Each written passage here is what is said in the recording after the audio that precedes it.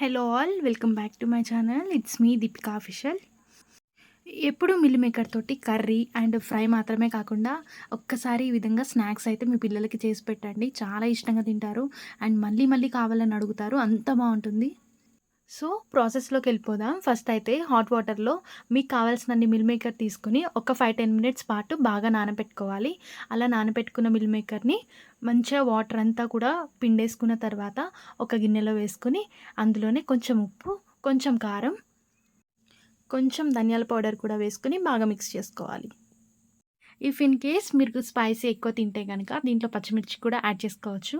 Next అయితే ఇందులో కొంచెం శనగపిండి, అదేవిధంగా ఒక 2 టేబుల్ స్పూన్స్ మైదా పిండిని కూడా యాడ్ చేసుకొని బాగా మిక్స్ చేసుకోవాలి. నెక్స్ట్ ఇందులోనే కొంచెం కరివేపాకు కూడా వేసుకొని మిక్స్ చేసుకోవాలి. ఇవన్నీ కూడా మిల్ మేకర్‌కి బాగా కోటింగ్ అయిన తర్వాత కొంచెం కొంచెం వాటర్ అయితే యాడ్ చేసుకుంటూ బాగా మిక్స్ చేసుకోవాలి. ఒకటేసారి వాటర్ మొత్తం యాడ్ చేయకుండా నేను చూపిస్తున్నట్టుగా వీడియోలో వాటర్ అనేది హ్యాండ్‌లోకి వేసుకొని కొంచెం కొంచెం చిమ్ముకుని అప్పుడు కోటింగ్ అనేది బాగా అప్లై చేసుకోవాలి. కన్సిస్టెన్సీ చూస్తున్నారు కదా! ఈ విధంగా కోట్ అయితే మనకి సరిపోతుంది. మనకైతే పర్ఫెక్ట్‌గా మిల్ మేకర్ పకోడీ అయితే వచ్చేస్తుంది.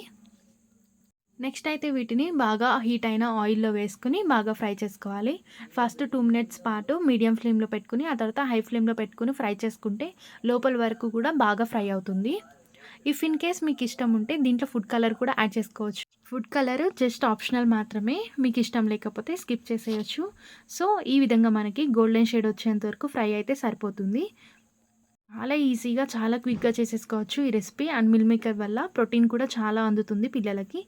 వీడియో నచ్చితే గనుక ఒక లైక్ చేయండి, షేర్ చేయండి. సబ్స్క్రైబ్ చేసుకోవడం మాత్రం అస్సలు మర్చిపోవద్దు. మళ్ళీ నెక్స్ట్ వీడియోలో కలుద్దాం. Bye bye.